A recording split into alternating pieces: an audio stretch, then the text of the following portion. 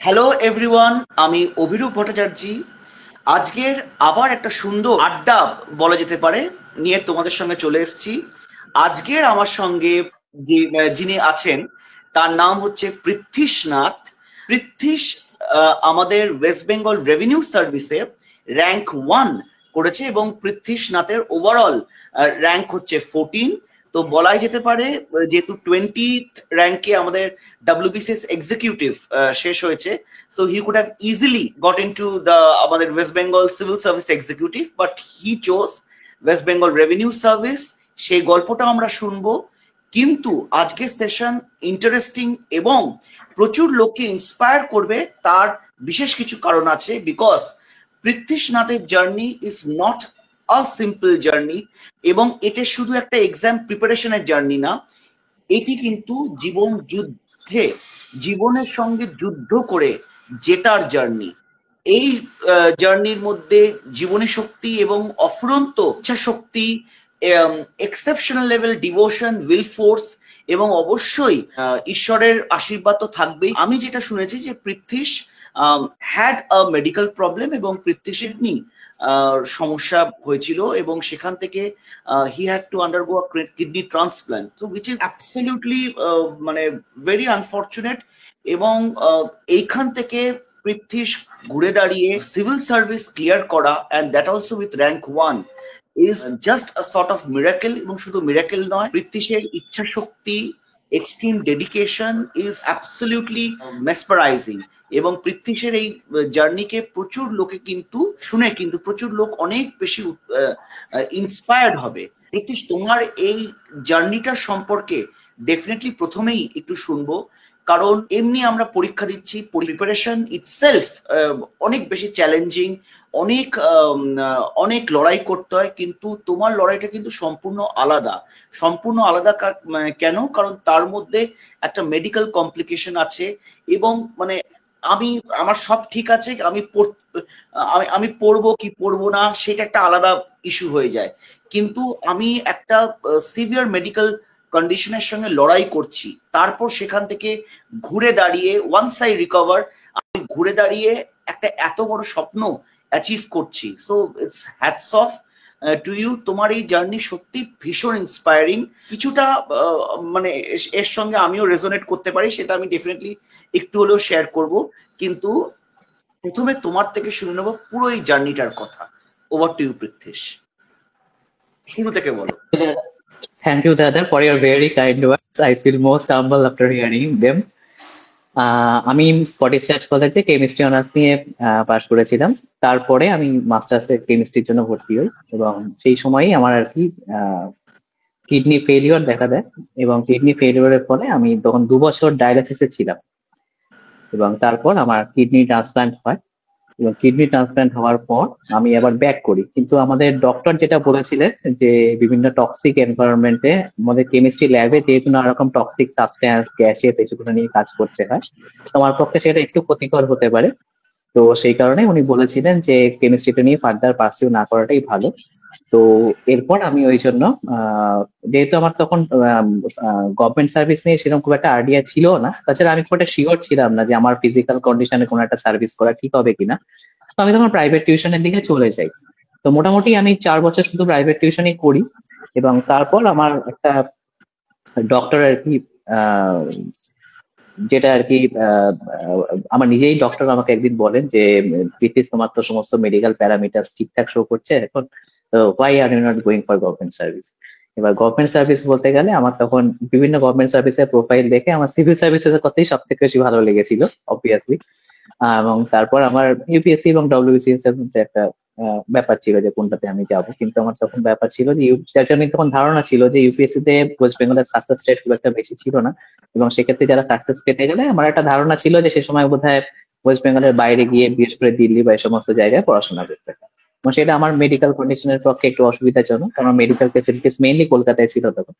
তো আমি তখন বললাম তাহলে আমি ডব্লিউবিসিএস এর জন্য প্রিপারেশন দেবো এবং সেই থেকে 2018 সালে দাদা আমার ডব্লিউবিসিএস এর প্রিপারেশন স্টার্ট হয়। এটা আমার জার্নি শুরুটা।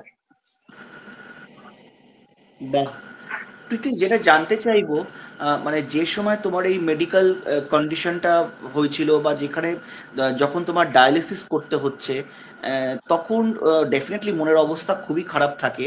কিন্তু মানে এই কন্ডিশনের সঙ্গে মানে তুমি কি করে লড়েছো? মানে হোয়াট ওয়্যার ইউর ইন্সপায়ারিং, মানে হোয়াট ওয়্যার ইউর ইন্সপিরেশন, কি মানে তোমার স্ট্রেংথ, মানে কি করে তুমি তোমার ওই সাহসটা সঞ্চয় করেছো? কারণ যেটা কেন জিজ্ঞেস করা, তুমি তো প্রচন্ড সাহসী, definitely you are a very strong individual, it goes without saying. আমরা কোথাও না এখন দেখি এখনকার যারা অ্যাসপিরেন্ট বা যারা পড়ছে, কোথাও গিয়ে গিয়ে না এই সাহসটা হারিয়ে ফেলছে। একটু যদি পরীক্ষা লেট হয়, ওহ আমি সাহস হারিয়ে ফেলছি।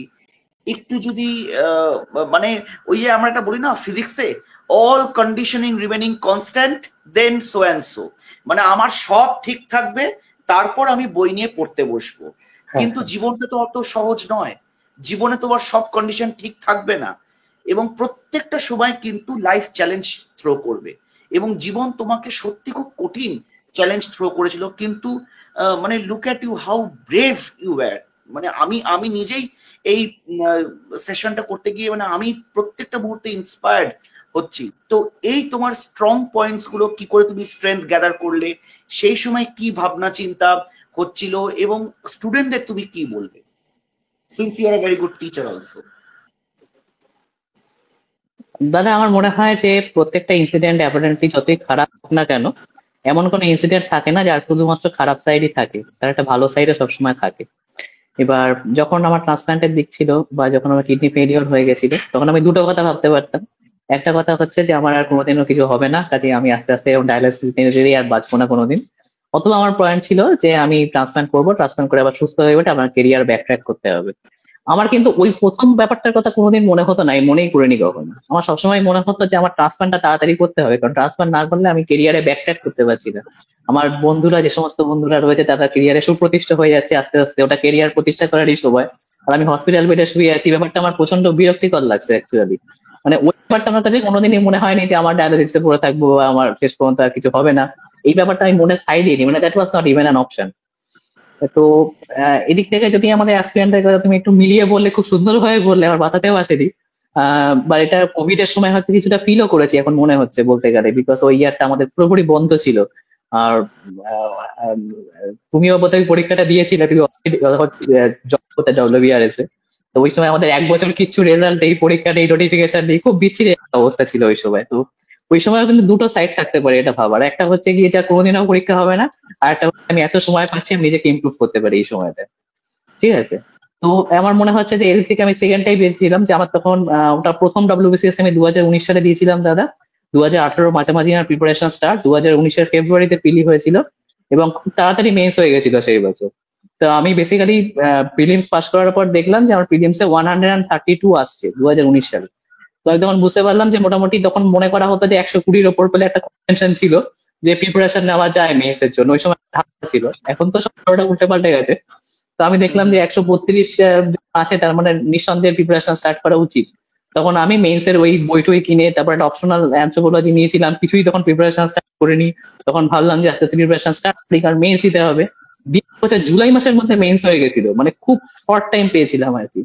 তো তারপর একদম বিশাল গ্যাপ, এবার বলতে গেলে ওটা অনেকটাই হাফ বেক প্রিপারেশন ছিল আমার কাছে। এবার আমি যে কোভিড এর টাইমটা পেলাম, সেটা আমার কাছে মনে হয়েছিল ফার্স্ট লাভ নেই, যে কোনোদিনও কোনো পরীক্ষা হবে না, কিছু হবে না, আমার জীবনে কিছু হবে না।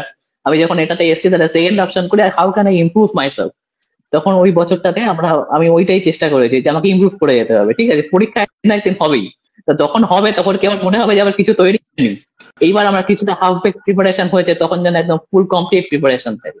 তো ভাগ্যক্রমে দাদা, যখন 2021 সালে রেজাল্ট এলো, তখন আমি 2019-এর প্রথম অ্যাটেম্পটেই আমি ইন্টারভিউ করে ডাক পেয়েছিলাম গ্রুপেতে। কিন্তু আমার খুব একটা রিগ্রেট নেই, যেমন সেই বছর আমার MCQ-তে 445 ছিল ফার্স্ট অ্যাটেম্পটে। ঠিক আছে। তো তখন এতটাও নম্বর উঠতো না MCQ-তে সেই সময়টা, এখন যতটা মানে উঠে আসছে আর কি। কিন্তু তাহলে 445 was not sufficient enough, at least 460 মতো তখন থাকার দরকার হতো, 460 470 যতদূর মনে আছে। তো আলটিমেটলি আমি ইন্টারভিউ পেয়েছিলাম, অনলাইন ইন্টারভিউ হয়েছিল দাদা, দেবাশিস ছিলেন সেই সময়, একদম। তো তো সেটাতে আমার নাম আসলো না, কোনো গ্রুপেই নাম আসলো না অ্যাকচুয়ালি, কিন্তু ইন্টারভিউটা আমি অ্যাপিয়ার করেছিলাম, and that was an experience. প্রথম ডব্লিউবিসিএস গ্রুপের ইন্টারভিউতে অ্যাপিয়ার করছি, একটা আলাদা রকম এক্সপিরিয়েন্স ছিল দাদা। তো এবার 2020 পরীক্ষাটাতে আমি কিন্তু যেটাতে আমি ওই কোভিড পিরিয়ডের পরে যে পরীক্ষাটা হচ্ছে, যেটাতে 2022 সালে রেজাল্ট এসেছিল, ওটাতে আমি যে জবটা পেয়েছি গ্রুপ সিতে, তো সেটা ল্যান্ড অ্যান্ড ল্যান্ড রিফর্মস ডিপার্টমেন্টের রেভিনিউ অফিসার হিসাবে আমি এখন কর্মরত রয়েছি। তো আমার মনে হয় যে যে কোনো ঘটনারই আমরা দুভাবে দেখতে পারি, খুব পেসিমিস্টিক সাইডটা নিয়ে আমরা সারাক্ষণ পড়ে থাকতে পারি, অথবা তার একটা পজিটিভ সাইড, একটা অপটিমিস্টিক ব্যাপার আছে, সেটা নিয়ে যদি পড়ে থাকি, আলটিমেটলি ঘটনাটা ঘটবে তখন মনে হবে যে আমি খুব একটা ভুল কাজ করিনি, কাজটা আমি এগিয়ে রেখেছি। তো আমি আরো মনে হয় তোমার মাধ্যমে আমি অ্যাসপিরেন্টদের কাছে এটাই বলতে চাই, যে একরকম ভাবে এটা দেখাই যায় যে কোনোদিন পরীক্ষা হবে না, বহু বছর সময় লাগবে বেরোতে, কিন্তু যখন বেরোবে তখন সেই রেজাল্টটা যেন ওয়ার্থ ইট হয়, আমার মনে হয় সেটা করার বন্দোবস্ত করাটাই মনে হয় বেটার। একদম এইটুকুই। একদম মানে খুব সুন্দর করে বললে, মানে থ্যাংক ইউ সো মাচ। এবং তোমার এই ইচ্ছা শক্তি থেকে মানে সত্যি আমারই খুব ভাল লাগছে। তুমি দেখো না, মানে আমি যদি আমার ঘটনাটা খুব শর্টে শেয়ার করি, যদিও এখানে আমি আর অতটা নিয়ে বলতে চাই না। জীবন সবসময় আনপ্রেডিক্টেবল এবং সবসময় চ্যালেঞ্জ কিন্তু জীবন দেয়। এই যে পরীক্ষা বা এইগুলো কিন্তু উপলক্ষ মাত্র। আমি যেমন কর্পোরেট উইপ্রোতে খুব ভালোভাবে জব করছিলাম, সেখানে কিছু প্রবলেম তো পরে এসেছিল, যেটা নিয়ে আমি বিস্তারিত আলোচনা করেছি। যেটা নিয়ে আমি আলোচনা করিনি, যেটা হচ্ছে আমি কিন্তু ওই সিভিল সার্ভিসে একবারে আসিনি। আমার ফার্স্ট লক্ষ্য ছিল এমবিএ পড়া, ক্যাট জ্যাট, সেটা নিয়ে লড়াই করেছি। প্রথমবারে হয়নি, তারপরের বারে খুব লড়াই করে একটা ভালো পার্সেন্টাইল এলো। ভালো পার্সেন্টাইল মানে 99.38 এসেছিল। ইন্টারভিউ ক্র্যাক করলাম, এক্সেলআরআই তে অ্যাডমিশন, সবকিছু রেডি আছে। ঝট করে আমার একটা অদ্ভুত চোখের প্রবলেম, যেটা একটা অ্যালার্জেটিক রিয়াকশন হয়ে গেছিল আচ্ছা। চিংড়ি মাছ বা ওই ওই সি ফুড কনজিউম করে। ওই জন্য আমি এখন সি ফুড জীবনে খাই না, মানে আচ্ছা। একদমই, যেটা আমার জন্য বারণ। সে বিভৎস রকম চোখের প্রবলেম, মানে একদম চোখের সামনে যেন পর্দার মতন একটা হেজিনেস নেমে গেল। জ্যাটে 99.38 করেও আমি এমবিএ করিনি। That is the first reason, that is the reason here. এইটার হচ্ছে মানে যাদের প্রশ্ন, দ্যাট ইজ দ্য রিজন। হঠাৎ করে এমন কমপ্লিকেশন। লোকে এখন ভাবে যে আমার কাছে সব বই আছে, আমি পড়বো, পড়তে ইচ্ছা করছে না, কাল পড়বো। তুমি জানো আমি বইগুলো নিয়ে লিটারেলি কাঁদতাম যে দেখতে পারছি না, দেখতে পারছি না। দেখতে পারলে তো মানুষ পড়বে, আরে দেখতেই পারছি না। এমবিএস সিট গেল, এত হার্ড ওয়ার্ক করে 99.38 হলো, গেল। এরপর কি, হায়দ্রাবাদে এলপি প্রসাদ, শঙ্কনেত্রালয় চেন্নাই দৌড়দৌড়ি করছে।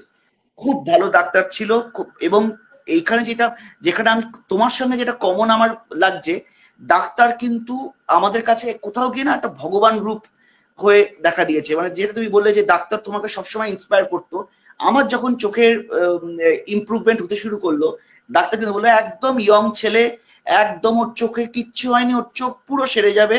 আস্তে আস্তে সারতে শুরু করেছে। মানে যখন অ্যালার্জেটিক রিয়াকশনটা কমতে শুরু করলো,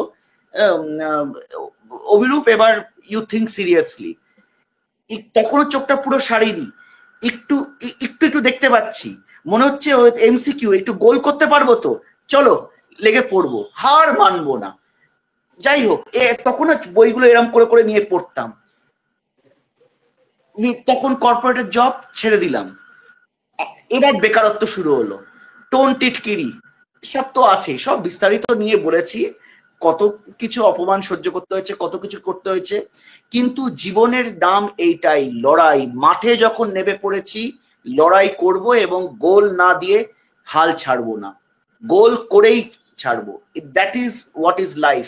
এইখানে কিন্তু ডাব্লিউবিসিএস, ইউপিএসসি বা তোমার অন্য পরীক্ষা উপলক্ষ মাত্র।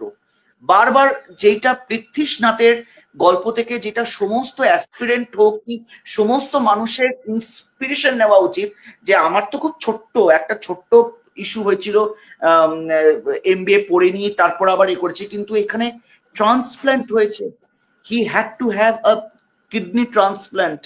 ডায়ালিসিস, তারপর ট্রান্সপ্ল্যান্ট, অনেক মেডিকেল কমপ্লিকেশন, যেটা মানে ইট গোজ উইদাউট সেইং। তার ফিজিক্যাল পেন তো আমি দূরে সরিয়ে দিচ্ছি, the mental trauma, the mental pain, the uncertainty about future. তারপর সে রিকভার করেছে, সে টিউশন করেছে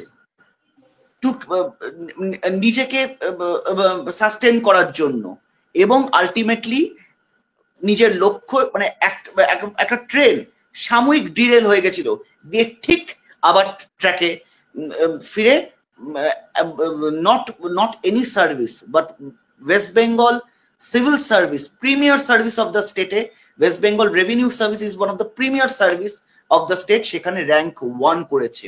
how inspiring this stories, how inspiring, মানে এটা আমরা যতই কম বলি ততটাই কম বলা হবে, ইটস ভেরি ইন্সপায়ারিং। প্রীতিশ, এবার আমাকে বলো যে তোমার প্রিপারেশন লেভেলটা কিরকম ছিল। নিডলেস টু সে, এর জন্য তোমাকে অনেকদিন ওই বই থেকে দূরে থাকতে হয়েছে, তো নতুন করে পড়া, এবার একদম অ্যাসপিরেন্টের জন্য কিরম করে তুমি প্রিপারেশন নিয়েছো, কিরম করে প্রিলিমস দেখেছো, কিরম করে মেন্স দেখেছো, how you tackled each and every subject, একটু ডিটেলস বলো, স্ট্র্যাটেজিটা বলো। এবার স্ট্র্যাটেজিটা আমি বলবো না, মানে তোমার জীবনের অভিজ্ঞতাটা বলো, সাবজেক্ট ওয়াইজ কিরম প্রিপারেশন নিয়েছো বলো ডিটেলস। রাইট দাদা, আমার শুরু হচ্ছে কি, আমি ইউটিউবে নানা রকম ভিডিও দেখেছি, তোমারও কিছু ভিডিও ছিল তার মধ্যে সেই সময়, তখন তুমি অলরেডি ডলবিসিএস পেয়ে গেছো আর কি। তোমার ভিডিও ছিল, অনেকদার ভিডিও ছিল সেই সময়, আমি দেখেছি, মনে আছে সমস্ত কিছু। 2019 আমাদের লাস্ট এক্সাম ছিল, মানে এটা রাইট, 2018 হয়ে গেছে, 2019 এর ইন্টারভিউ আমি আর দিতে যাইনি। একদম একদম একদম।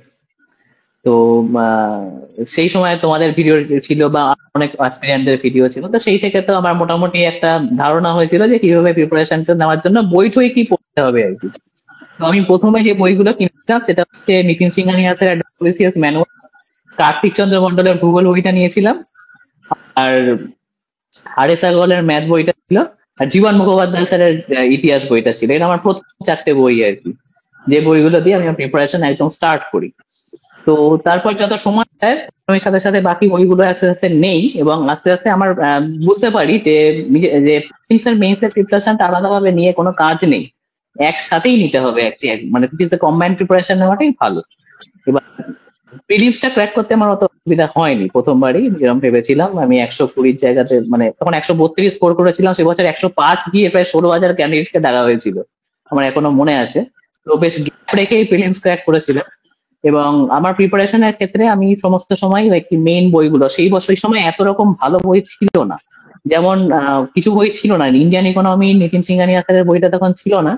আমরা তখন হ্যাঁ, তো আমরা তখন ইন্ডিয়ান ইকোনমির বইটা ফলো ওই বইটা একটা এখন খুব মানে একটা বড় অ্যাসেটের মতো রয়েছে। তখন রমেশ সিং স্যারের বইটা আমাদের পড়তে হতো।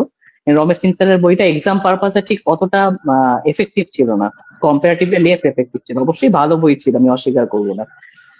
আর এম লক্ষ্মীকান্ত স্যারের বইটা তো পড়তেই হতো। আর এম লক্ষ্মীকান্ত স্যারের বইতে একটা সমস্যা প্রায় অনেকদিন ছিল, এখন নতুন এডিশনে কাটিয়েছে দাদা, এটা হচ্ছে যে ল্যান্ডমার্ক জাজমেন্ট সুপ্রিম কোর্টের যেগুলো আছে সেগুলো নিয়ে ওখানে বিশেষ কোনো আলোকপাত করা ছিল না।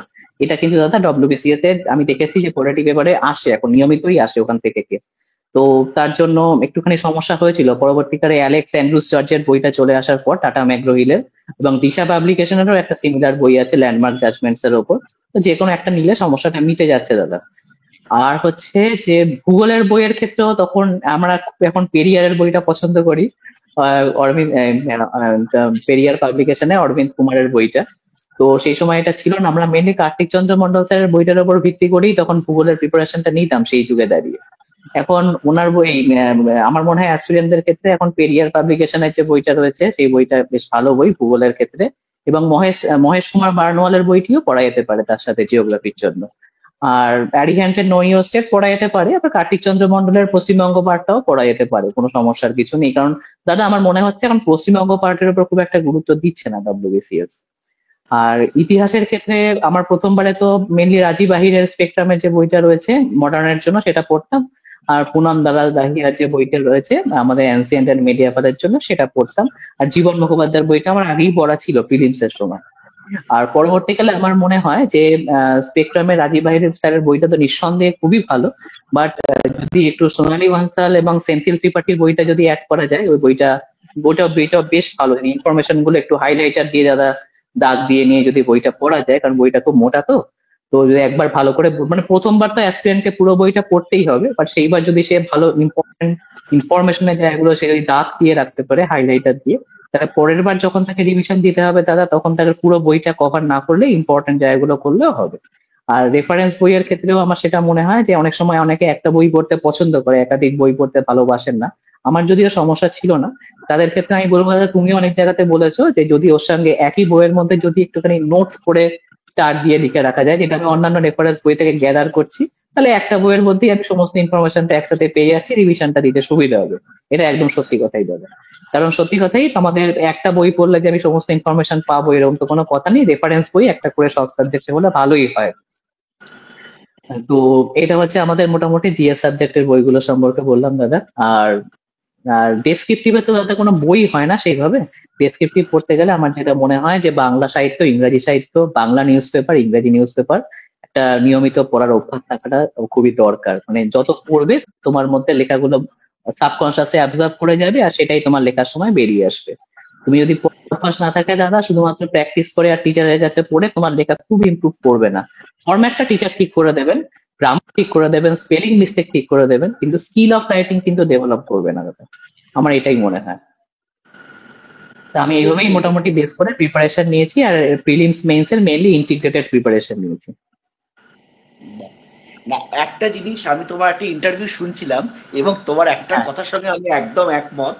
মানে একটু মজা হ্যাঁ, করেই বলবো, এই যে আমরা অনেক জায়গায় বলি যে একটা বই, আম, এক মানে অনেকগুলো বই না পড়ে একটা বইকে 5 বার কি 10 বার পড়ো। এটা ট্রু, কিন্তু অনেক ক্ষেত্রে কিন্তু সেম বই বারবার পড়তে ভাল লাগে না, যেটা তুমি একটা জায়গায় বলেছিলে। অ্যাবসলিউটলি হ্যাঁ, ঠিক, একদম। করতাম।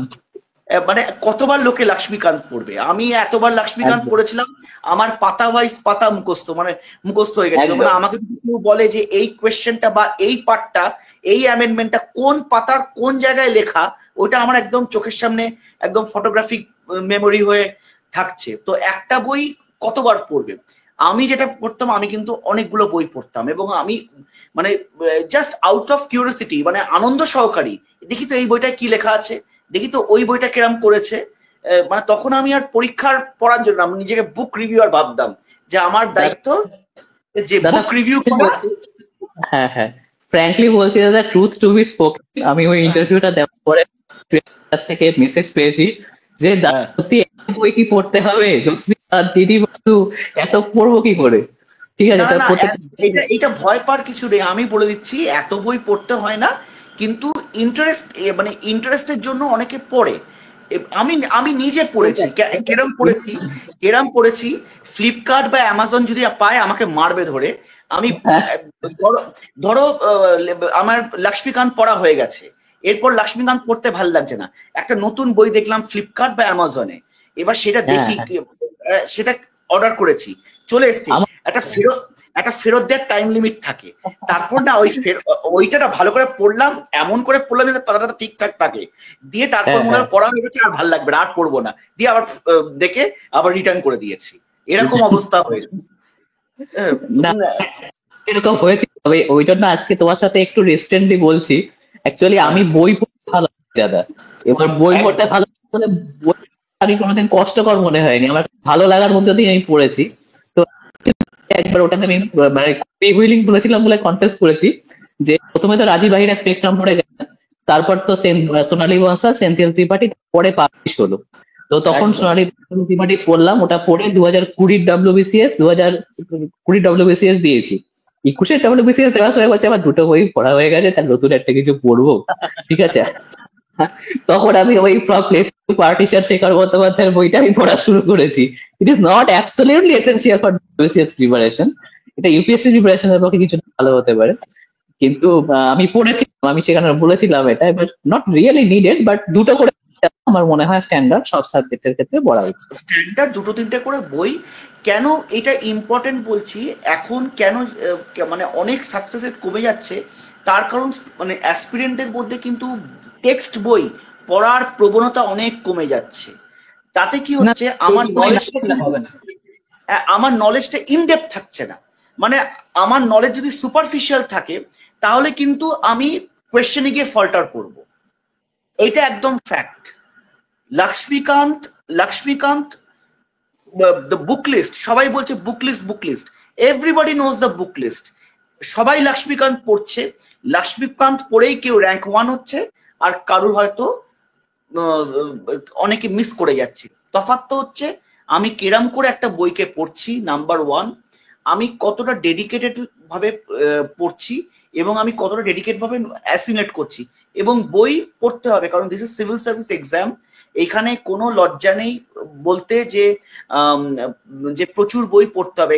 ফর এক্সাম্পল, আমার লক্ষ্মীকান্ত পড়া হয়ে গেছে, আমি কিছু কিছু ওই বিভিন্ন, যেটা তুমি বললে কোর্ট কেসেস, দিশা পাবলিকেশনের খুব ল্যান্ডমার্ক কোর্ট জাজমেন্ট ছিল, ওইটাও পড়েছি। হঠাৎ করে কি মনে হয়েছিল, একবার ফ্লিপকার্ট না অ্যামাজন থেকে এনে ওই ইউনিভার্সালের কিছু একটা জুডিশিয়াল সিভিল সার্ভিসের কিছু কোয়েশ্চেন আর রেফারেন্স বই একবার জাস্ট এনে পড়ে প্র্যাকটিস করে ফেরত দিয়ে দিয়েছি।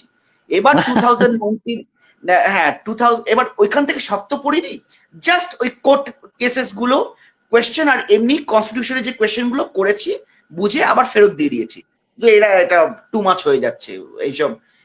যখন হ্যাঁ 2019-এর ইন্ডিয়ান পলিটি পরীক্ষা দিতে গেছি, তখন আমার ব্রেন কাজ করছে না, আমার হাত অটোমেটিক চলছে।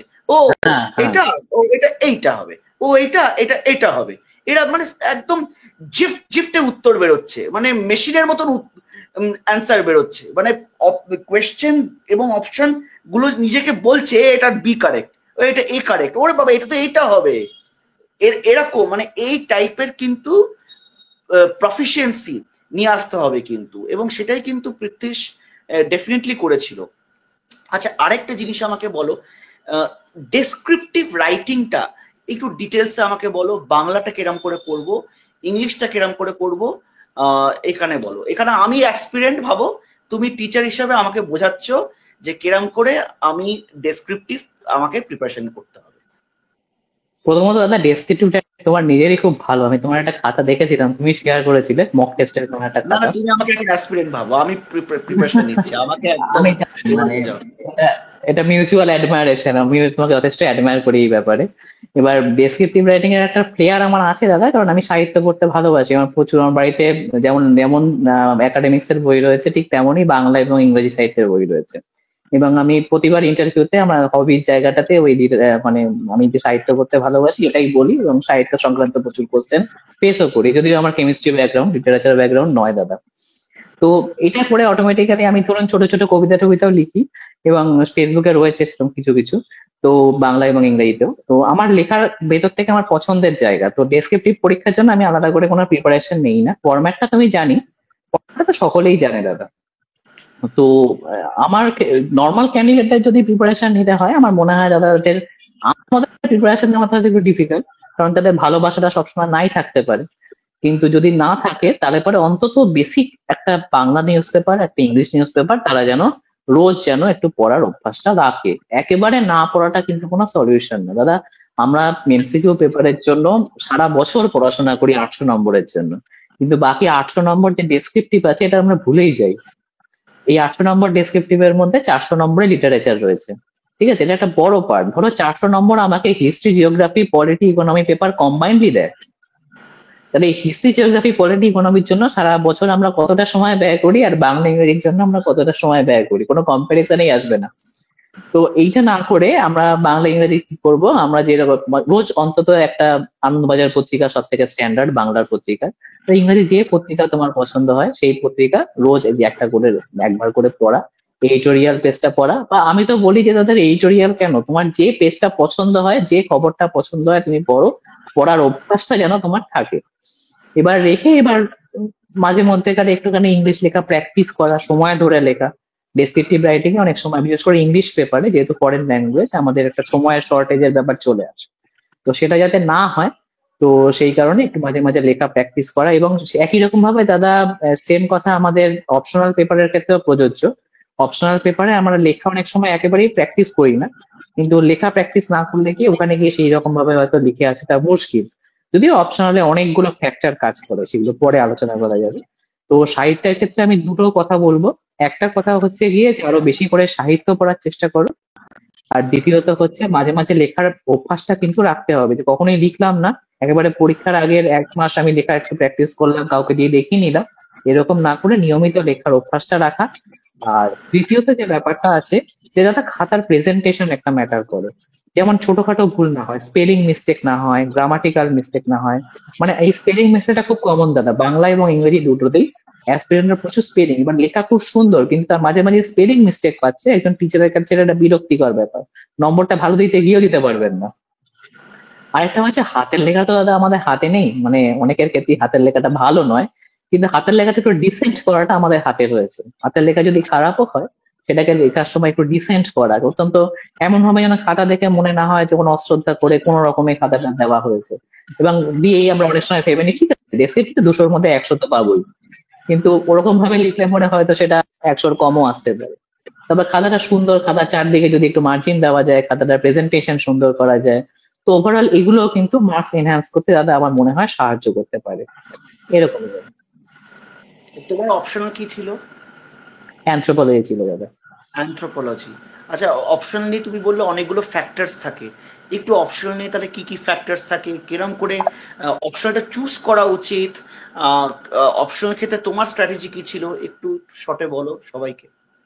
অপশনাল যখন নিয়েছি দাদা, আবার কোনো ছিল না আমাকে, আবার তখন একটা ধারণা তৈরি করা হয়েছিল, মানে সিনিয়র দাদা এর যারা রয়েছেন এবং বিভিন্ন ইনস্টিটিউশন যারা রয়েছেন তাদের মধ্যে এরকম একটা ব্যাপার ছিল যে কনভেনশনাল অপশনাল গুলোকেই ওরা স্কোরিং অপশনাল বলতো, যেগুলো যথেষ্ট পরিমাণে মেটেরিয়াল অ্যাভেলেবেল, তোমরা এগুলো নিয়ে নাও, এগুলো সবাই নেয় এবং এগুলো থাকলে পরেই নম্বর ভালো স্কোর ওঠে। বাট ভাইরাস ইন রিয়েলিটি আমার মনে হয় আমি যদি কেমিস্ট্রি নিয়েই পার্সিউ করতাম, আমার হয়তো ডব্লিউবিসিএস আরেকটু আগে হয়ে যেত। কারণ আমি যখন দেখলাম আমার 2021 সালের ডব্লিউবিসিএস এ আমার 1.5 নম্বরের জন্য গ্রুপে চেয়ার আমি মিস করেছি। তো সেখানে আমি অপশনাল অ্যানথ্রোপোলজিতে 400-র মধ্যে 185 পেয়েছিলাম, এবং সেই ঘটনাটা ঘটেছে when it is my third WBCS attempt, যার প্রত্যেকটা মেন্সই আমি ক্লিয়ার করেছি। এবং সেই ক্ষেত্রে এতদিন ধরে অ্যানথ্রোপোলজি প্রিপারেশন এবং এতবার করে মেন্স ক্লিয়ার করার পর, আগে তো নম্বর দিত না, আগের নম্বরগুলো আমি জানি না, যে বুঝতাম না যে কিসের জন্য আটকে যাচ্ছে গ্রুপে এটা।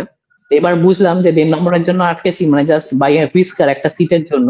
তার কারণ হচ্ছে কি অ্যানথ্রোপোলজিতে আমার নম্বরটা অনেকটা কমে গেছে। তো এর একটা কারণ হচ্ছে গিয়ে যে anthropology, sociology, psychology, history etcetera যে আমাদের কনভেনশনাল সাবজেক্ট গুলো রয়েছে দাদা, ইনকনসিস্টেন্ট। যেমন এইবার সোশিওলজিতে খুব ভালো নম্বর উঠেছে বোঝাই যাচ্ছে, কারণ প্রচুর ক্যান্ডিডেট ক্লিয়ার করেছেন। কিন্তু দেখুন গত বছরের দিকে আমরা যদি তাকাই, সেক্ষেত্রে কিন্তু সোশিওলজিতে এত ভালো নম্বর ওঠেনি, এই ক্যান্ডিডেটের কিন্তু গত বছর মেরিট লিস্টের ধারে কাছে আসতে পারেননি। কিন্তু আমরা যদি দেখি যে যদি সায়েন্স সাবজেক্ট কারো থাকে এবং সেটা যদি অপশনাল নেওয়ার স্কোপ থাকে, তাহলে নিঃসন্দেহে সেটাই অপশনাল নেওয়া উচিত দাদা। কারণ যতই হোক ছাড়া প্র্যাকটিস করতে হয়, এটা একটা কনস রয়েছে অবশ্যই, যে যদি ম্যাথস অপশনাল কারো থাকে, ফিজিক্স থাকে, কেমিস্ট্রি থাকে, কিন্তু ব্যাপার যেটা যে এগুলোতে ইচ্ছা করলে কিন্তু দাদা 400-র মধ্যে 400 পরীক্ষা দিলে 300 তার বেশি নম্বর তোলা পসিবল, মানে 60 নম্বরের মতো যেটুকু লিখবো সেইটুকু নম্বর আমি পেয়ে যাব, এই কনফিডেন্সটা থাকে। এবং এইটা থাকলে বা কিছু কিছু ল্যাঙ্গুয়েজ, পালির মতো কিছু ল্যাঙ্গুয়েজেস রয়েছে, বা ধরুন এগ্রিকালচারের মতো কিছু সাবজেক্টস রয়েছে, যেখানে আমি যেটুকু লিখবো সেইটুকু লিখলে পরে আমি নম্বর পাবো। ওয়ারাস যেটা আমরা ইন রিয়েলিটি কনভেনশনাল অপশনাল বলি, সেগুলো স্কোরিং নয়, কনভেনশনাল, যেটা বেশিরভাগ ক্যান্ডিডেট নেয়। এগুলোর ক্ষেত্রে সব থেকে বড় প্রো হচ্ছে যে এগুলোর ক্ষেত্রে প্রচুর মেটেরিয়াল অ্যাভেলেবেল। ওয়ারাস আমি যে সাবজেক্ট গুলো বললাম যেটা আনকনভেনশনাল বাট স্কোরিং, সেগুলোর ক্ষেত্রে মেটেরিয়াল হয়তো নিজেই কিছুটা তৈরি করতে হবে। কিন্তু দাদা আমার মনে হয় কারো যদি গ্রাজুয়েশন বা মাস্টার্স ফিজিক্স কেমিস্ট্রি ম্যাথে থাকে, তাহলে তার তো নতুন করে মেটেরিয়াল থাকার কথা না দাদা, সেই মেটেরিয়াল যার এক্সিস্টিং মেটেরিয়াল থেকেই সে ঠিক পারসিউ করতে পারে। তো এরকম ক্ষেত্রে আমার মনে হয় যে সায়েন্স স্টুডেন্টদের ক্ষেত্রে যদি সায়েন্স সাবজেক্টই তাদের অপশনাল নেওয়ার মতো অপশন থাকে, তাহলে আমার মনে হয় সেটা নিয়ে তাদের নম্বরটা একটা সাফিসিয়েন্ট জায়গাতে আসবে। whereas কনভেনশনাল অপশনাল ক্ষেত্রে একটা ডিসেন্ট নম্বর হবে কি হবে না, এটা প্রত্যেক বছর কিন্তু একরকম থাকে না দাদা, ভ্যারি করে। এটাই বলার বেরিয়ে আর কি। না, কিন্তু অ্যানথ্রোপোলজি তো সায়েন্স বেসড অপশনাল।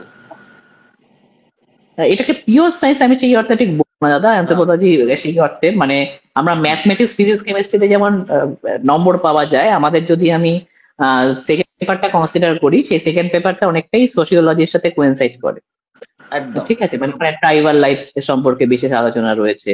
এবং এক্ষেত্রে তো আমাদের ঠিক যতটা লিখবো ততটাই নম্বর পাওয়া সবসময় স্কোর থাকে না দাদা। তো হ্যাঁ মানে আহ, যেমন কেমিস্ট্রি অপশনালে তোমাকে একটা রিয়াকশন দিল বা এইটা করতে হলো 2 মার্কস, ওইটা যদি পারো রাইট কারেক্ট দিয়ে 2 on 2, কিন্তু এখানে একটা একদম 40% কোয়েশ্চেন লিখতে হচ্ছে। এবার একদম তুমি যদি একদম। ঠিকঠাক না লিখতে পারো, হয়তো ওই 40-তে 10 দিয়ে দিল, মানে ওইখানে 30 একদম কর্পূরের মতন উবে গেল। এটাই দাদা, এটাই বলতে চাইছি আমি।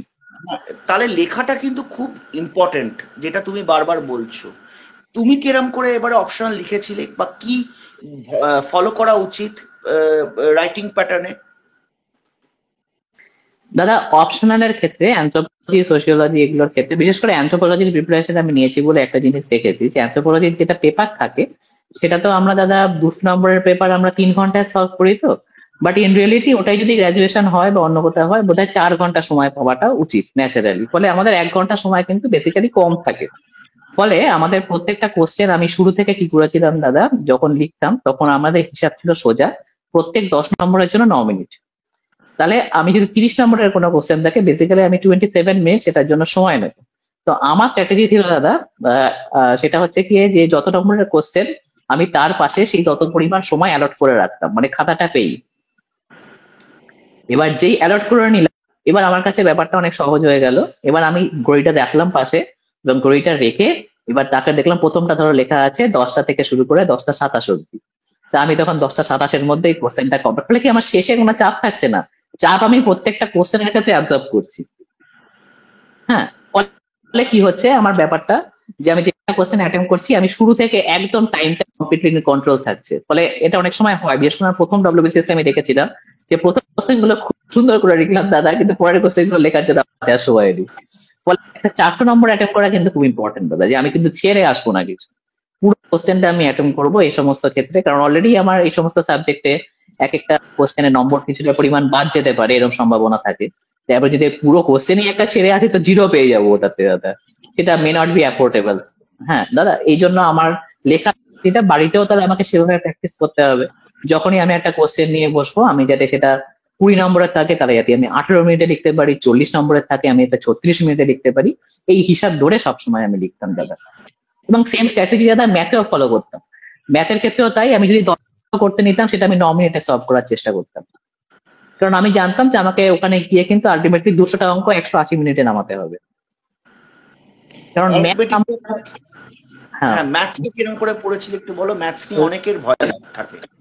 আমার ভয় লাগতো বেসিক্যালি আমার নম্বর। আমি একটুখানি ছোট করে বলে নিই যে আমার নম্বরটা কিরম কিরম ডব্লিউবিসিএস এ ছিল, তাহলে বুঝবে যে আমি ম্যাথে একদমই, মানে ম্যাথে আমি দাদা ভালো, কিন্তু আমি ম্যাথ কনভেনশনাল ম্যাথে ভালো, ওই যে কম্পিটিটিভ ম্যাথে আমি অতটা ভালো নই। যে বিভিন্ন ট্রিক বিভিন্ন জায়গায় রয়েছে এগুলো এমপ্লয় না করলে দাদা, কনভেনশনালে করলে যেটা হয়, এই কোশ্চেনটা যদি আমাকে আর 1 ঘন্টা বাড়িয়ে দেয় পুরো কোশ্চেন করে চলে আসতে পারবো, কিন্তু ওই সময়ের মধ্যে নামতে চায় না। এটা আমার মেইন প্রবলেম ছিল দাদা, যে ট্রিক্স গুলো আমার ঠিক পছন্দের কোনোদিনই হতো না, আমি ঠিক মনেও রাখতে পারতাম না, এটা আমার একটা সমস্যা। এটা হয়তো কোনো অ্যাসপিরিয়েন্ট রিলেট করলেও করতে পারেন। তো আমি যেটা করতাম, যেটা আমি করেছি আমার প্রথম ডব্লিউবিসিএস এ, শুধুমাত্র অ্যারিথমেটিক অ্যান্ড রিজনিং ছিল দাদা তখন। সত্যিকারেরই অ্যারিথমেটিক অ্যান্ড রিজনিং ছিল, পাটিগণিত এসেছিল 100টা আর জিআই এসেছিল 100টা। তো সে বছর আমি পরীক্ষা দিয়ে মোটামুটি আমার নম্বর ছিল 118-র মতো, 200-র মধ্যে। পরের বছর পুরো চেঞ্জ হলো প্যাটার্নটা, জিটা থাকলো সেই বছর, কিন্তু অ্যারিথমেটিকটা ম্যাথমেটিক্সে কনভার্ট হয়ে গেল, লটস অফ অ্যাডভান্স ম্যাথমেটিক্স ঢুকে গেল, এবং সিলেবাসটা 2020 সালে যেটা সিজিএল এর মতো হয়ে গেল। সিজিএল এর যা সিলেবাস এটারও তাই সিলেবাস, তবে স্ট্যান্ডার্ডটা সিজিএল এর থেকে একটু নিচে। এটা হচ্ছে ডব্লিউবিসি, এবং স্ট্যান্ডার্ডটাই ধরে রেখেছে। যেটা ইভলভ করছে দাদা 2021, 2022, 2023-এ গিয়ে, সেটা হচ্ছে জিআইটা কমতে কমতে এখন একেবারে প্রায় নীলে গিয়ে ঠেকেছে। মানে লাস্ট ডব্লিউবিসিএস যখন আমি 23-এ অ্যাপিয়ার করলাম সেক্ষেত্রে বোধহয় হার্ডলি 5-6টা জিআই ছিল, বা 10টা এট বেস্ট। ঠিক আছে, বাকি সমস্ত ছিল ম্যাথ, এবং ম্যাথই সেটা মানে অ্যাডভান্স ম্যাথ, এই মানে নিউমেরিক্যালি হায়ার দ্যান অ্যারিথমেটিক, এরকম একটা কন্ডিশনে আমরা পৌঁছে গেছি। তো দাদা আমি যেহেতু ম্যাথে অতটা স্ট্রং ছিলাম না, প্রথমটায় 118 পেয়েছিলাম, এবং পরেরটায় যখন প্যাটার্ন চেঞ্জ হয়ে গেল হঠাৎ করে না জেনে, এক্সাম হলে গিয়ে দেখলাম যে অ্যাডভান্স ম্যাথ চলে এসেছে, তখন আমার নম্বরটা চলে গেল 98-এ। কিন্তু সেই বছর আমি অন্যান্য সাবজেক্টের কারণে আলটিমেটলি ল্যান্ড রিফর্মসে এই বর্তমানে জবটা পেয়েছি রেভিনিউ অফিসার হিসাবে। আর তারপরের বছর আমার নম্বরটা ছিল হচ্ছে 2020 সালে আমার নম্বর ছিল হচ্ছে 131।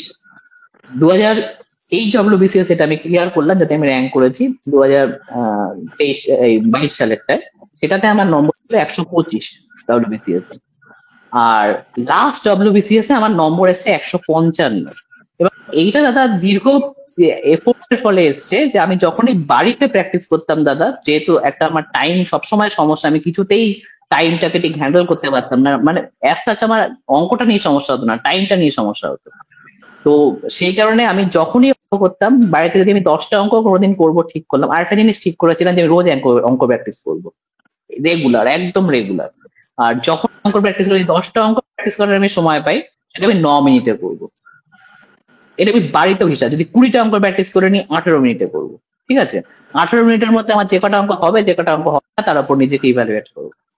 এবং শেষে এটা করতে করতে আমার সত্যি অঙ্কের স্পিড খুবই হাই করে। এবং এবার আমি অঙ্কে প্রায় 100 মানে 65, 70, 170টার মতো অ্যাটেম্প করে আমি দেখলাম যে 155 নম্বর আমার এই বছর আসছে ম্যাথসে। তো আমার এই বছরে অ্যাকচুয়ালি, যেহেতু আমার ইন্টারভিউতে অ্যাপিয়ার করার দরকার পড়বে না, কিন্তু এই বছর অ্যাকচুয়ালি আমার এমসিকিউ নম্বর 595 আছে।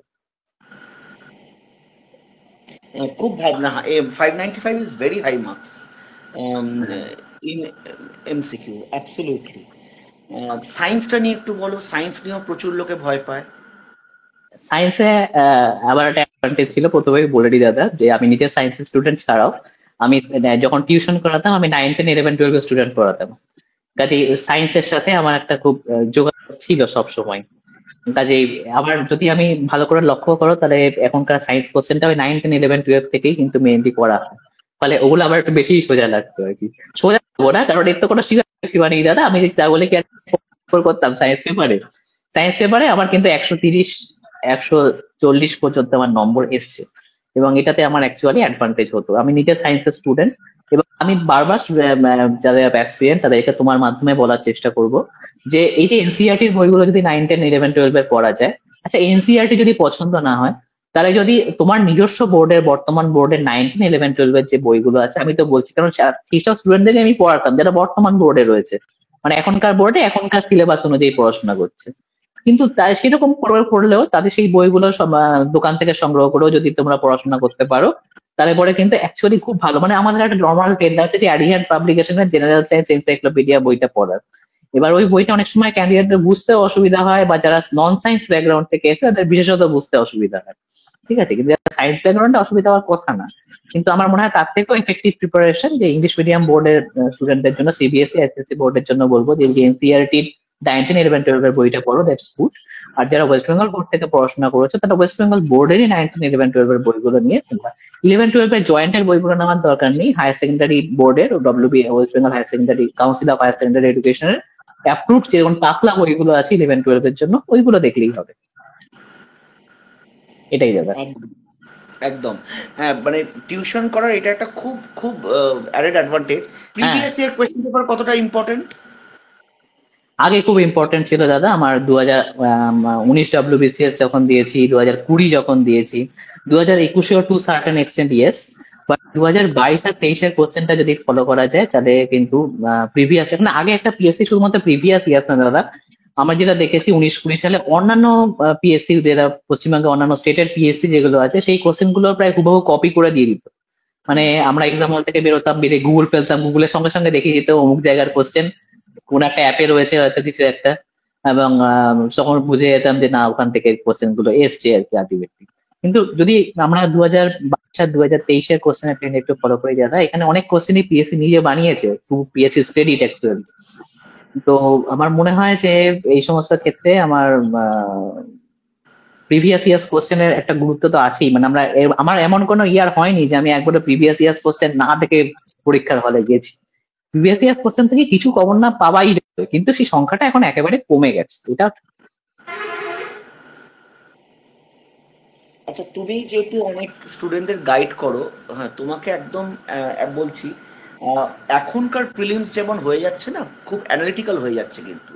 মানে আমি যদি একদম 2014-এর প্রিলিমস দেখি, 2015, 16 থেকে আপ হতে শুরু করেছে। 17, 18-এ গিয়ে যেমন খুব শক্ত হয়েছিল, 19-ও শক্ত হয়েছিল, একদম আপওয়ার্ড ট্রেন্ড যাচ্ছে। এখন কিন্তু অনেকটা বেশি অ্যানালিটিক্যাল হয়ে যাচ্ছে।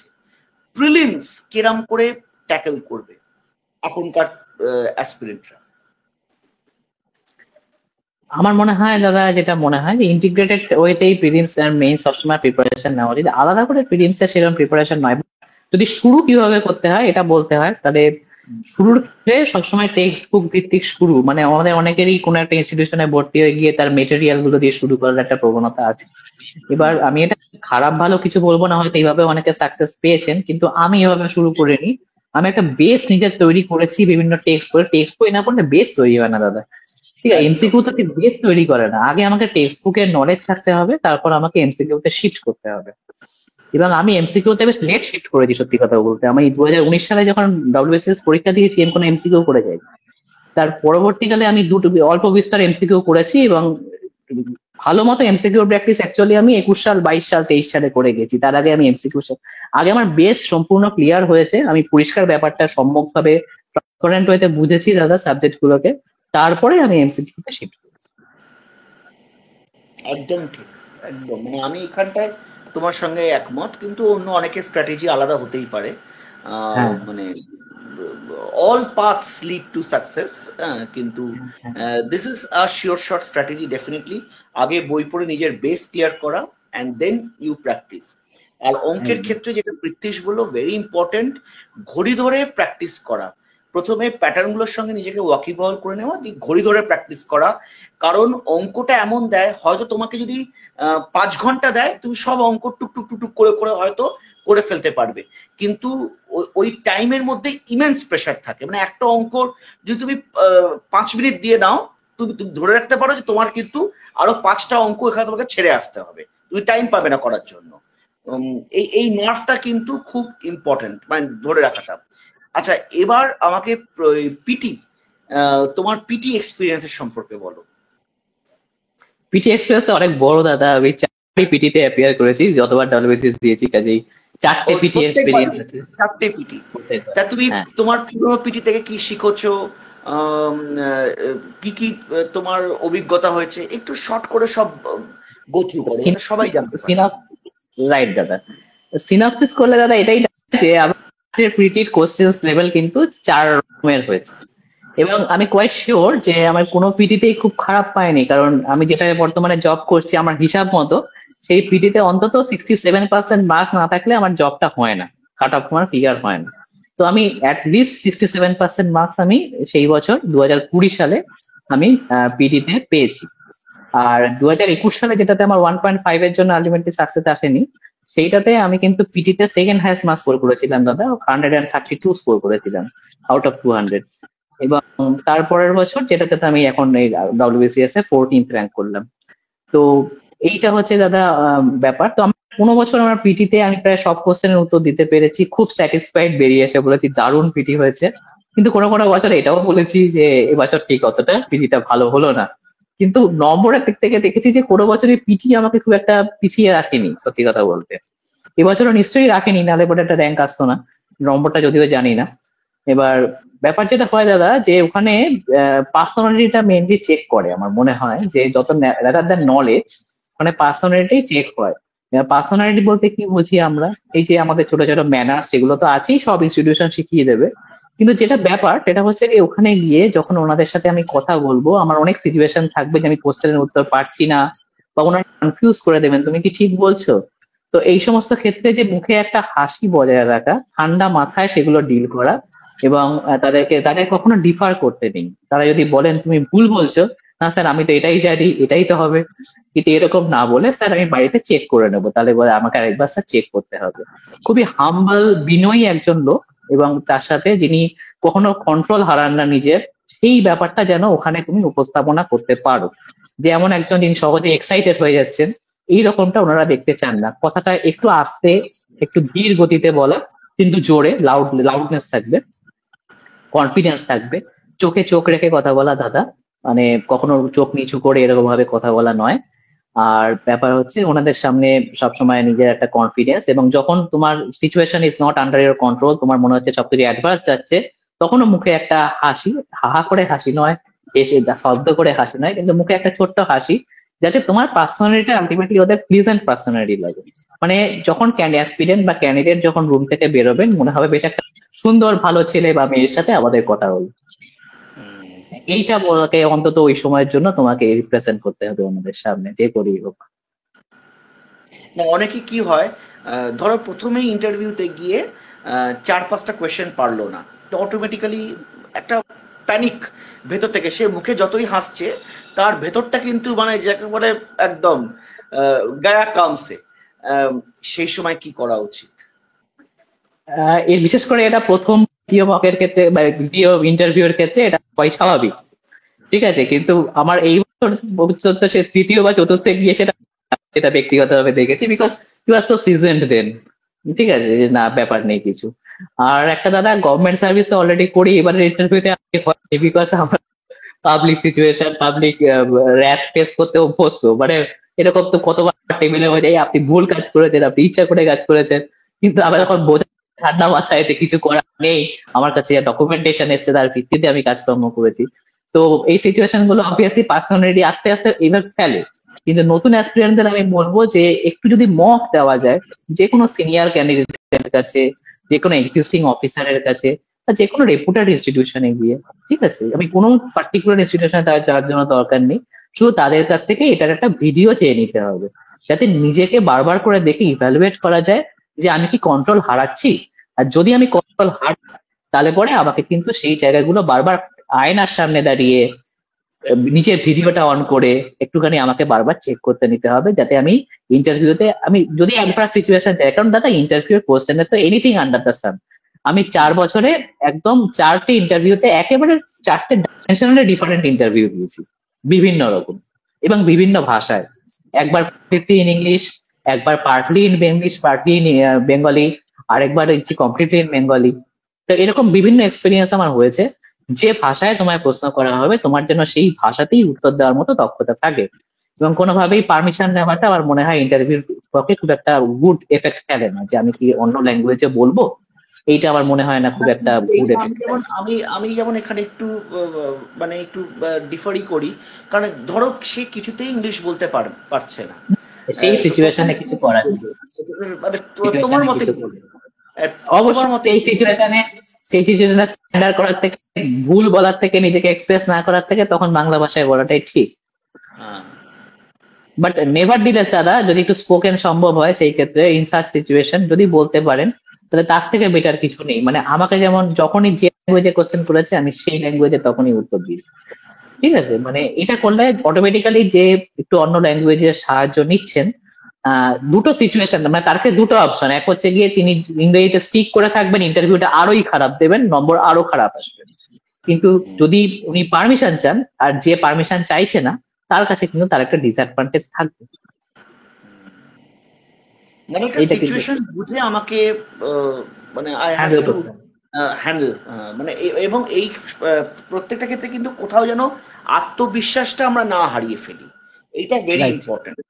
এবং এর জন্যই কিন্তু মক ইন্টারভিউ ফেস করাটা আমার মনে হচ্ছে খুব আহ, জরুরি। দরকার, একদম। আচ্ছা, পিটির জন্য মানে কি কি একটা তো যেহেতু কি কি কোয়েশ্চেন আসে, বা মানে অ্যাটলিস্ট কি কি দেখে যাওয়া উচিত, বা কি কি অ্যাটলিস্ট জেনে যাওয়া উচিত? হ্যাঁ, কনভেনশনাল কিছু কোশ্চেন আমি দেখেছি, আসবেই বলবো না, but আসেই, সেটা হচ্ছে নিজের ডিস্ট্রিক্ট সংক্রান্ত কোশ্চেন আসে। যদি কোনো প্রফেশনে তুমি জব করো অলরেডি, তো সেই জব প্রোফাইল নিয়ে কোশ্চেন আসবে। অনেক সময় তুমি যেটার প্রেফারেন্স দিচ্ছ সেই জব প্রোফাইলটাও জিজ্ঞেস করে, সেই জব প্রোফাইল সম্পর্কে বেসিক আইডিয়া আছে কিনা। আম, এই কোশ্চেন গুলো খুব কমন। হবি, হবি থেকে কোশ্চেন কিন্তু করে, ঠিক আছে, তোমার হবি কি আছে সেই সংক্রান্ত কোশ্চেন। আর সেটা ডিস্ট্রিক্ট বললাম, হবি বললাম, এবং নিজের প্রফেশন সম্পর্কে বললাম, যে যেটা তোমার ফার্স্ট প্রেফারেন্স থাকছে সেইটা। আচ্ছা, এক্সিকিউটিভ সার্ভিস ফার্স্ট প্রেফারেন্স না থাকলে দাদা কনভেনশনালি একবার জিজ্ঞেস করে যে হোয়াই নট এক্সিকিউটিভ সার্ভিস, এবং তার ক্ষেত্রে তুমি কি কিন্তু উত্তর সঠিক দিয়েছিলে? একটা। তুমি কি উত্তর দাদা দিয়েছিলে? আমি, right, দাদা আমি বলেছিলাম প্রথমত যে দুটো কারণ দেখিয়েছিলাম, যে একটা work life personal balance, personal life ব্যালেন্সটা আমার মনে হয় যে রেভিনিউ সার্ভিস আমাকে বেটার প্রোভাইড করতে পারে, আর আমি সেটাতেই বেস্ট সার্ভিস দিতে পারবো যেখানে আমার বেস্ট মেন্টাল স্যাটিসফ্যাকশন থাকবে। আর দ্বিতীয়ত আমি আমার মেডিকেল ইস্যুটাও একটু ওদের কাছে ছোট করে মেনশন করেছিলাম। যেহেতু মেডিকেল ইস্যু আছে, তাহলেও আমরা একটা আরবান পোস্টিং পেলে একটু সুবিধা পেয়ে থাকি। It's a very genuine answer, একদম মানে ইটস আ ভেরি জেনুইন হ্যাঁ, রিপ্লাই। ওরা রিভার্সে কোনো কোশ্চেন করেনি, ওরা সঙ্গে সঙ্গে মেনেও নিয়েছেন ব্যাপারটা। Because you sounded very genuine, absolutely একদম। It's a very genuine. মানে এইটা নিয়ে কোনো কাউন্টার হবেই না। হ্যাঁ। আচ্ছা, আর কি জেনে রাখা উচিত? হ্যাঁ, আর দাদা বলতে গেলে তো অনেক কিছু জানা উচিত। আমার আমার ইন্টারভিউর এক্সপিরিয়েন্স বলতে গেলে, প্রথমবারে স্যারের একটা ব্যাপার ছিল যে স্যার তখন একটা করে ধাঁধা জিজ্ঞেস করতেন, আর সেই সময় স্যার একটা জিনিস জিজ্ঞেস করতেন, খুব জিজ্ঞেস করছিলেন যে ফেলুদার অ্যাড্রেস কি আছে, শার্লক হোমসের অ্যাড্রেস কি আছে, টিনটিন, ক্যাপ্টেন হ্যাডক নিয়ে আমাকে জিজ্ঞেস করেছিলেন। আমাকে কোনো কোশ্চেন জিজ্ঞেস করেছিলেন যে ক্যাপ্টেন হ্যাডকের সাথে মিলে বাংলা সাহিত্যে এরকম কোনো চরিত্র আছে কিনা, তাহলে কেন মেলে, কেন আমি সেটাকে বললাম, সেটাকে সাপোর্ট করার জন্য বলেছিলেন।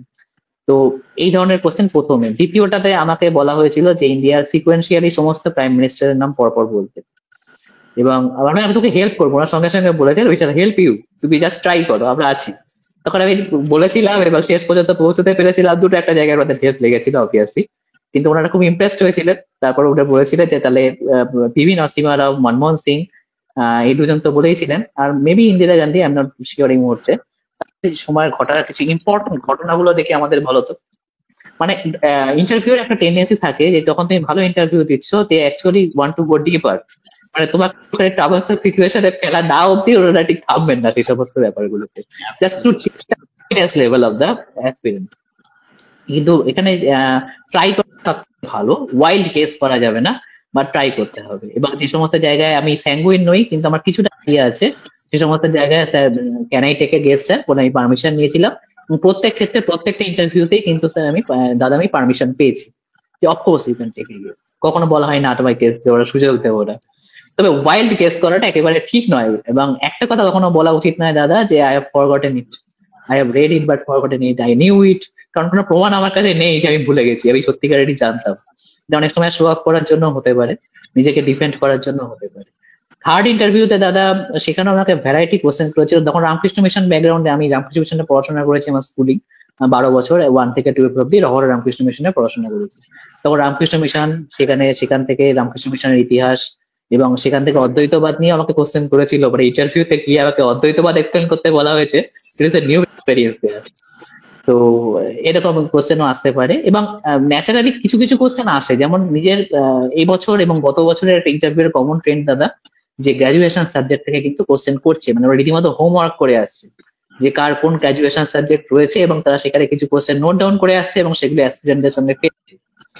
ঠিক আছে, কাজেই একটুখানি হোমওয়ার্ক করে যাওয়া ভালো। অপশনাল সাবজেক্ট নিয়ে কোশ্চেন 2021 সালে করেছিল, 22 সালে করেছিল, অপশনাল সাবজেক্ট নিয়েও কোশ্চেন ছিল। আর আমার লাস্ট যে ইন্টারভিউটা ছিল 23 সাল, সেখানে ইন্টারভিউটা শুরুই হয়েছিল আমার বর্তমান জব প্রোফাইল দিয়ে। যেহেতু আমি অলরেডি তখন ডব্লিউবিসিএস অফিসার হিসাবে ওখানে আমি যেহেতু পরীক্ষা দিচ্ছি, ল্যান্ড অ্যান্ড ল্যান্ড রিফর্মসে আমাদের বিভিন্ন রকম যিনি ছিলেন, একজনের সম্ভবত ল্যান্ড রিফর্মসে অভিজ্ঞতাও ছিল, ফলে সমস্যা হয়ে গেছে। ল্যান্ড রিফর্মসে নিটি এরকম কোশ্চেন কিন্তু আমাকে করেছিলেন। তো এইরকম আমি ভ্যারিয়াস লেভেলের কোশ্চেন কিন্তু আমি দাদা ডব্লিউবিসিএস ইন্টারভিউতে ফেস করেছি, যেগুলো অদ্ভুত অভিজ্ঞতা, পাল্টে খুব দীর্ঘ একটা সময় নিয়ে একদিন কারোর সবসময় শেয়ার করবো। লাস্ট কোনো মেসেজ এই সেশনের মাধ্যমে অ্যাসপিরেন্টদের দাও? বিশেষ করে আমি বলবো, তোমাকে রিকোয়েস্ট করব যে সেই অ্যাসপিরেন্টদের দিতে যারা হয়তো খুব সহজেই হাল ছেড়ে দেয়। রাইট। হয়তো কোথাও গিয়ে, কারণ সবার পারিপার্শ্বিক পরিস্থিতি তো ডিফারেন্ট হয়, অনেক সময় কি হয় তাদের কাছে তাদের হয়তো সেই কষ্টটা খুব বড় মনে হয়, কোথাও গিয়ে তারা মনে হয় যে আমার দেয়ালে পিঠ থেকে গেছে, আর পারছি না। তো তাদের জন্য কোনো কি মেসেজ তোমার? দাদা, এখানে আমারও একটা হেলথ ইস্যু ছিল, আর তোমারও একটা হেলথ ইস্যু ছিল, কিন্তু দুজনের ক্ষেত্রেই কিন্তু দুজনে থেমে থাকিনি। তো যেটা আমি বললাম যে প্রত্যেকটা সময় কিন্তু প্রত্যেকটা কয়েনের একটা পজিটিভ সাইড খুঁজে বার করে এগোতে হবে। যদি নেগেটিভ সাইডটা নিয়ে আমরা সারাক্ষণ পড়ে থাকি, তাহলে আমাদের কোনোদিনই কিছু উন্নতি হবে না। আর তুমি যেটা বললে যে এই যে যুদ্ধ করে যাওয়া, সেটাই তো লাইফ। ঠিক আছে, মানে নিস্তরঙ্গ ভাবে জীবনটা এগিয়ে যাওয়াটা কোনো জীবন হচ্ছে না, এই যুদ্ধ করে যাওয়াটাই লাইফ। যুদ্ধে যদি যে নিস্তেজ হয়ে গেলে পরে তখন হেরে যাবে ভবিষ্যৎ থেকে, তখন তাই কেউ মনেও রাখে না। বাট তুমি দেখো ওই সময় যাওনি, বাট তোমার ডেস্টিনিটাই কিন্তু পুরোপুরি চেঞ্জ হয়ে গেছে। তুমি হয়তো ওখানে গিয়ে যতটা না মানে লোকজনের জন্য কাজ করতে পারতে, লোকজনের মধ্যে প্রচার পেতে পারতে, তুমি আজকে তোমার এই পোস্টে থেকে। So it is a kind of blessing in disguise, তোমার ক্ষেত্রেও হয়েছে, আমার ক্ষেত্রেও হয়েছে। তো সবসময় দেখতে হবে যে যে কোনো অ্যাডভার্স সিচুয়েশনে কিন্তু আমাদেরকে মনে রাখতে হবে যে তার একটা পজিটিভ সাইড আছে, এবং সেই পজিটিভ সাইডটা মাথায় রেখে আমাদের যুদ্ধ করে যেতে হবে অ্যাডভার্স সিচুয়েশনের সাথে। আমার এটাই মনে হয়, এবং তোমার মাধ্যমে আমি অ্যাসপিরিয়েন্টদেরকে এটাই বলতে চাই। মানে একদমই আমারও সেটা, আমার যেটা মনে হয় সবসময়, যে যে কোনো অ্যাডভার্স সিচুয়েশন সবসময় টেম্পোরারি। রাইট। যে কোনো ভালো সিচুয়েশনে যেমন টেম্পোরারি, অ্যাডভার্স সিচুয়েশন বিশেষ করে is very temporary, and this too shall pass. মানে একটা দিস টু। অন্ধকার টানেল, একটা অন্ধকার টানেল নিয়ে আমি হাঁটছি হাঁটছি হাঁটছি হাঁটছি, হ্যাঁ, হ্যাঁ। টানেলের শেষে কিন্তু আলো থাকবেই। তো আই আচ্ছা। Have to keep on walking. আমি দৌড়াতে না পারলেও আমি থামবো না, আমি পড়ে গেলেও আমি আবার উঠে হাঁটবো হাঁটবো হাঁটবো হাঁটবো, অ্যান্ড অ্যাট লাস্ট আমাকে লাইটটা ছুতে হবে। এর নামই তো জীবন, and that is the only option we have. এবং এই জীবনের এই অভিজ্ঞতাগুলোই না আমাদেরকে মানুষ করে। আমি আশা করি এই সেশনটা সত্যি অনেককে ইন্সপায়ার করবে। অনেকের যাদের মনে হয় যে আমার জীবন একদম অন্ধকারময়, আমার জীবনে দেয়ালে পিঠ থেকে গেছে। যখন তোমার জীবনে দেয়ালে পিঠ থাকবে না, সেই মুহূর্তটাই হচ্ছে সে তোমার জীবন থেকে তোমার জীবনের মোড় ঘুরিয়ে নেবে। কারণ প্রত্যেক everything happens for a reason. এবং জীবনের সেই পেসিমিস্টিক আউটলুকটা বাদ দিয়ে আমাদের জীবনটা একটু অপটিমিস্টিক হয়ে দেখতে হবে। the glass is either half empty or half full.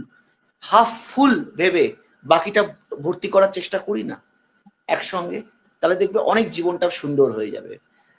উম, সবাইকে অনেক ধন্যবাদ, এবং পৃথ্বীশ তোমাকে অনেক ধন্যবাদ। সত্যি তোমার সঙ্গে কথা বলে খুব ভালো লাগলো। থ্যাংক ইউ দাদা, আমারও খুব ভালো লেগেছে তোমার কাছে ইন্টারভিউ দিয়ে এবং এত ভিউয়ার্সদের কাছে পৌঁছতে পেরে।